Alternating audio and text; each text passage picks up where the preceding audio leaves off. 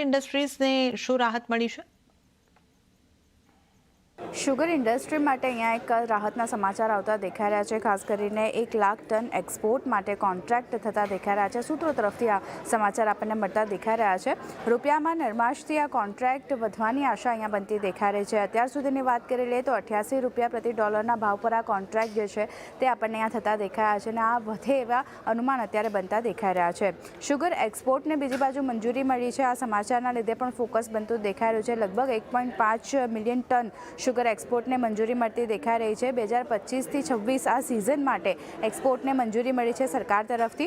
સરકારે 14 નવેમ્બરે આ મંજૂરી જે છે તે આપી હતી અને ઓક્ટોબરથી સપ્ટેમ્બર સુધી ખાસ કરીને એક્સપોર્ટની સિઝન હોય છે, શુગર એક્સપોર્ટની સિઝન, તો ત્યાં એક મંજૂરી મળવી એક ઘણી મહત્ત્વની અને પોઝિટિવ વાત આ ઇન્ડસ્ટ્રી માટે કહી શકાય. હવે ભારતથી કયા દેશોને એક્સપોર્ટ થાય છે તેના પર નજર કરી લઈએ તો Afghanistan, Sri Lanka, Kenya, middle east, અમુક જે આફ્રિકાના દેશો છે ત્યાં ઇન્ડિયા જે છે તે શુગર એક્સપોર્ટ કરે છે.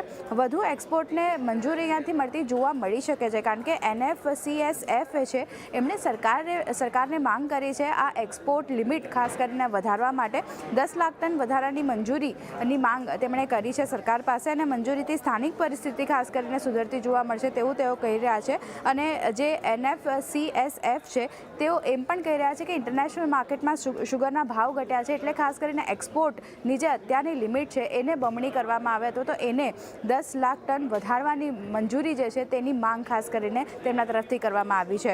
વાત કરી લઈએ સરકારનું જે અનુમાન બનતું દેખાઈ રહ્યું છે શુગર ઉત્પાદન માટે માર્કેટિંગ સિઝન 2024-25 માટે લગભગ 454.6 મિલિયન ટનનું અનુમાન રાખ્યું છે અને 25-26ની સિઝન માટે તેમણે 475.6 મિલિયન ટનનું અનુમાન જે છે ઉત્પાદન અનુમાન તે શુગર માટે અહીંયાથી રાખ્યું છે. પણ જે બે પોઝિટિવ સમાચાર આવતા દેખાઈ રહ્યા છે, એક તો શુગર એક્સપોર્ટને મંજૂરી મળતી દેખાઈ રહી છે અને જે કોન્ટ્રાક્ટ થયા છે તેમાં એક વધારો આપણને થતો જોવા મળી શકે છે. આ બંને પોઝિટિવ સમાચારના લીધે શુગર સેક્ટર ફોકસમાં છે અને ખાસ કરીને ઇન્ડસ્ટ્રીઝને એક મોટી રાહત અહીંયાથી મળતી જોવા મળી શકે છે.